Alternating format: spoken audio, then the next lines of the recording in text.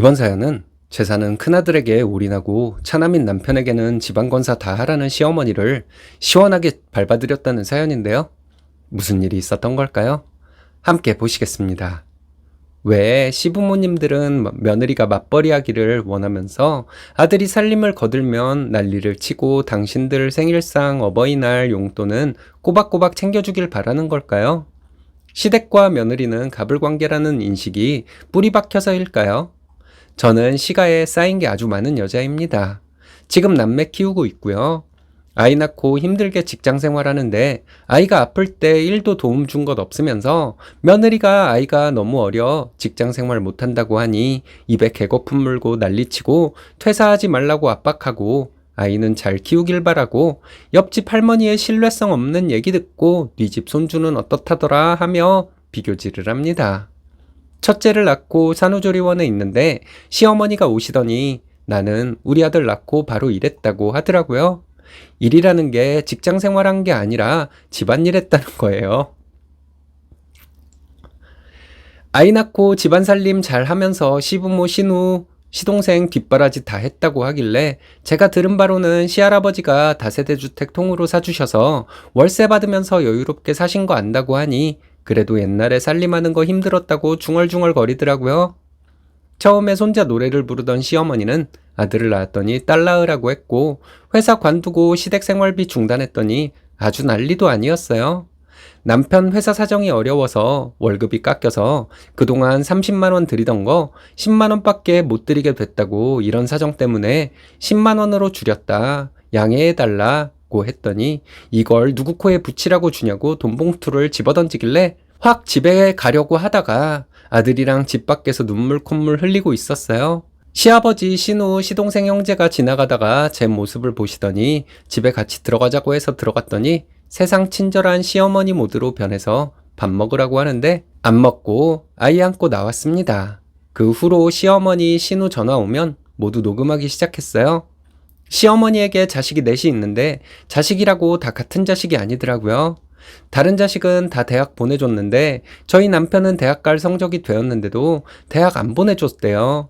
남편이 일찍 사회생활을 시작해서 돈을 버니 시동생 해외 어학연수 갔을 때 생활비 보태달라고 해서 많이 보태줬다고 하는데 이 얘기 듣고 정말 열받더라고요. 나중에 남편이 자기가 번 돈으로 대학 가고 시댁에서 이사 갈 때 집값 보태고 도배 장판 비용도 냈다네요. 시어머니께 매달 용돈에 특별 보너스 거하게 드리고 회사에서 나오는 상품권 드렸더니 남편을 돈 주는 자식으로 여기고 있는 게 보이더라고요. 결혼 전에는 나에게 이 정도로 잘했는데 결혼하고 나서 지원이 줄어드니 그 화살이 며느리인 저에게 돌아온 건지 신랑이 돈 잘 버는 사람은 아닌데 부모님께 정말 성의를 다했다고 들었어요. 신우와 시동생은 집마다 30만 원씩 드리자고 했으면 무리해서라도 금액 맞춰서 드리라고 하는데 그게 어디 쉬운가요?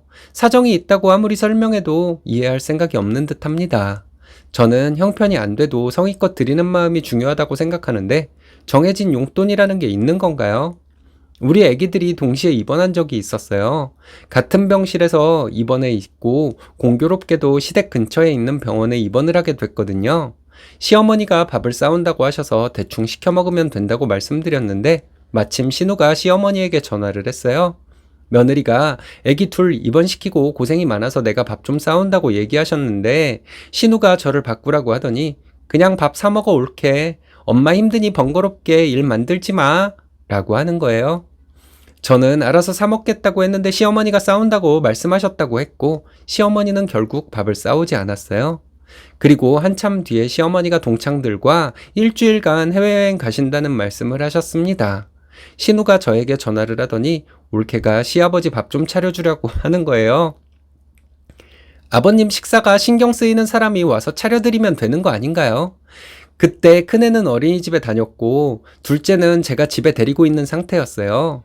시댁과 저희 집 거리가 승용차로 1시간 걸리고 버스 3번 갈아타야 하는 곳인데 남편이 승용차로 출퇴근하거든요.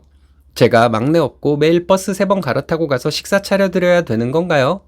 신우에게 현실적으로 말이 되지 않는 소리 하지 말라고 했어요. 매일 집 앞에서 해장국을 사 드시던 나는 상관하지 않겠다고 했네요. 그리고 형님은 말로만 효도하고 나에게 일 시키려는 수작 그만 부리라고 했더니 할 말이 없는지 전화를 끊더라고요. 다시 전화할까 하다가 말았습니다. 2년 전 코로나 시국에 저희 아빠가 돌아가셨어요. 그런데 시부모님, 시누, 시아주버님, 시동생 모두 코로나가 걱정된다며 아무도 안 왔습니다. 그리고 시부모님이 조의금 20만 원 했고 나머지 세 남매가 5만 원씩 두 집이 조의금 냈는데 누가 안 냈는지는 아직도 모릅니다. 시댁 식구들은 코로나 시국에도 놀러갈 거 다 다니고 종교활동 다 참여하시고 목욕탕까지 다니는데 저희 아빠 장례는 불참하다니 너무 섭섭하더라고요.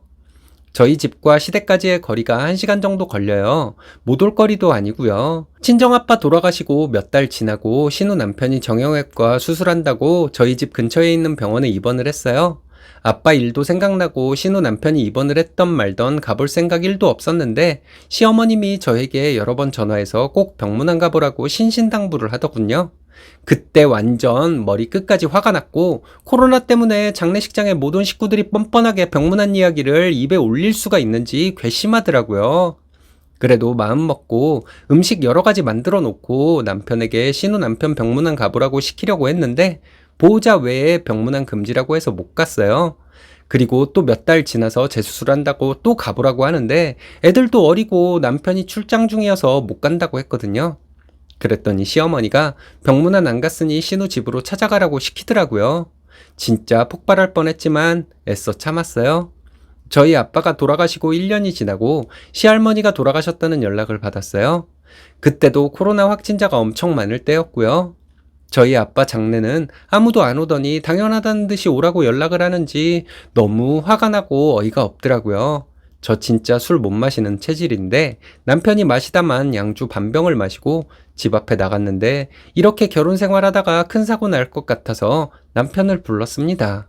우리 앞으로 각자 부모님 알아서 챙기자고 나 당신네 부모랑 모르는 사람으로 살고 싶다고 했더니 이해한다면서 그렇게 하라고 하더군요. 술에 취해 있는데 시어머니가 전화를 하셔서 아직 출발 안 했냐고 하시더라고요. 그래서 할 말 다 했어요. 우리 아빠 돌아가셨을 때 아무도 안 오셔서 정말 충격받았고 그래도 코로나 시국이니 내가 참고 이해하자고 넘어갔는데 신우 남편이 정형외과 수술한다고 가보라는 연락을 받고 꾹꾹 눌러놓은 내 감정이 폭발했다. 코로나 바이러스가 상갓집에는 많고 입원실에는 없는 거라고 생각하시냐. 그래도 마음속 곱게 쓰고 음식 다 싸놓고 보내려고 했는데 보호자 외에는 면회 금지였고 신우도 집에 갔을 때라 아쉽지만 그 음식들 전해주지 못했다. 그리고 재수술한다고 가보라고 했을 때도 이해가 안 갔다. 시할머니 장례식 때도 연락받으니 우리 아빠 상에는 우리 집을 무시하고 아무도 안 오더니 시댁 친척분들 오셨으니 인사하러 오라고 하시는데 어머님은 도대체 무슨 생각으로 사는 사람인지 예의와 경우라는 것을 알기는 하는 사람인지 궁금하다. 이렇게 정신없이 말했습니다. 며느리 친정을 무시하고 아들의 장인어른이 돌아가셨는데 안 오는 건 아들마저 무시하는 거라고 했고요. 남편이랑 각자 집에 가자고 했고 손주들은 남편 통해 계속 보여드릴 테니 그런 줄 아시라고 했어요.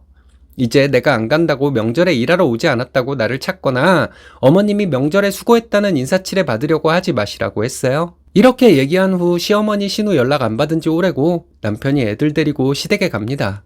저만 왕래 안 해요. 저희는 오래된 빌라에 살고 있어요.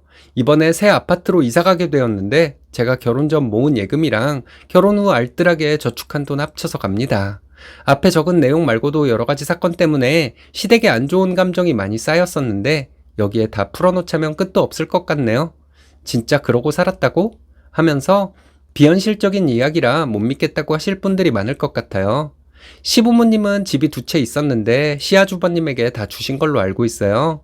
작은 평수는 저희 남편에게 준다고 하시는 거 저도 들었었는데 결국 아주버님 명의로 변경해 주셨어요. 남편은 그래도 집 한 채는 자기가 받을 수 있을 거라고 생각하고 시댁에 돈 다 퍼드리고도 아까워하지 않더니 제가 예상한 대로 돼버리더라고요. 주는 자식은 안 주는 게 본능인지 대부분의 부모님들은 한번 뱉은 말은 지키시겠지만 저희 시부모님처럼 약속을 지키지 않고 희망 고문하는 양반들도 있다는 걸 알아두셨으면 좋겠어요. 저는 처음부터 집 한 채 준다는 거 믿지 않았어요. 그런데 남편은 작은 집은 우리 주실 거니까 잘해드리고 싶다고 하면서 호구짓 하더니 진짜 호구가 되어버렸고 10수년간 헛발질이나 한 거죠. 부모님들 안 받아도 상관없다는 재산 준다고 자식들에게 효도 강요하지 마세요. 그리고 남편들은 집 받을 거라는 희망으로 와이프에게 희생시킬 생각 마세요. 제가 시댁의 연을 끊기 전에는 새 집에 이사 가면 이 사람들이 우리 집에 와서 대접받고 가겠다고 생각했는데 어찌 보면 잘 됐다 싶어요. 하도 뻔뻔한 사람들이니 우리 집에 시도 때도 없이 몰려들 수도 있는데 아직 벌어지지 않은 상황이지만 생각만 해도 열불나네요. 지난 설에는 명절에 각자 집에 갔습니다. 저는 친정으로, 남편은 시댁으로요. 그런데 시어머니 부재중 전화가 와 있네요. 너무 어이가 없고 궁금해서 전화를 받았습니다. 시어머니가 뭐하고 있냐 묻더라고요. 알면서 물으시는 거 대답 안 하겠다고 했습니다. 어차피 내가 무슨 말을 해도 뒤로 가서는 딴소리 나는 어머님이니 그냥 모르는 사람처럼 지냈으면 좋겠다고 했죠. 명절인데 시댁에 안 오는 것이 말이 되냐길래 말이 안 될 건 뭐가 있냐고 물었더니 한숨을 쉬시더라고요.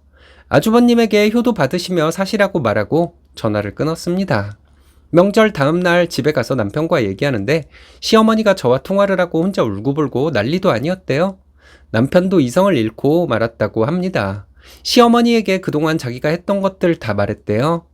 그랬는데 재산은 형한테 전부 갔으니 자기도 이제 부모님과 모르는 사람으로 지내겠다고 했다네요. 그동안 집안을 위해서 내가 한 걸로 부모님이 키워준 값 전부 갚은 것으로 생각할 테니 이제 찾지 말라고 했답니다.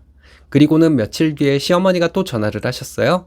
제가 부추겨서 남편이 그렇게 변했다는 식으로 말씀하시길래 그랬다고 했습니다. 아주버님이랑 형님 성격상 나중에 부모님 모시고 살 사람들 아니라는 거 알기 때문에 저희는 미리 발을 빼는 것이라고 했죠. 솔직한 말로 재산 하나도 못 받고 부모 떠맡아서 고생할 정도로 우리가 멍청한 사람들은 아니라고 했습니다. 그리고 우리가 안 보여야 아주버님이 어쩔 수 없이라도 시부모님 모실 테니 그런 줄 아시라고 했어요. 나중에 어머님 아버님 장례식장에 가서 절은 한번 드릴 의향이 있지만 계속 전화해서 쓸데없는 소리로 저를 괴롭히면 그것도 안 할 것이라고 했어요. 시댁은 친척이 어마무시하게 많습니다. 시댁 친척 행사를 엄청 챙기고 시부모님들이 가면 될 행사에 저희를 앞세워 꼭 참석하게 하셨어요. 4명의 자식 중에서 특히 우리는 빠지면 안 된다고 강조해서 최소 10만 원은 준비해서 아무리 먼 거리라도 참석했는데 저희 애들 돌잔치 때는 알리지도 않더라고요. 이런 시어머니의 말도 안 되는 행동에 이가 갈렸는데 연을 끊고 나니 행사에 갈 일도 없고 돈도 굳어서 좋네요. 토끼 같은 내 새끼들에게 하나라도 더 해줄 수 있어서 너무 좋습니다.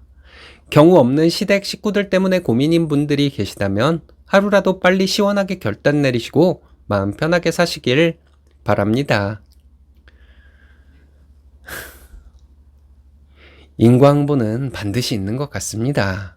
시어머니는 올인한 장남에게 버림받을 날이 멀었다고 생각하나 보네요. 얼마나 처신을 잘못했으면 그렇게 잘하던 아들이 돌아설까요? 무식한 사람이 신념을 가지면 자신을 파멸시키는 줄도 모르고 행동하는 것 같습니다.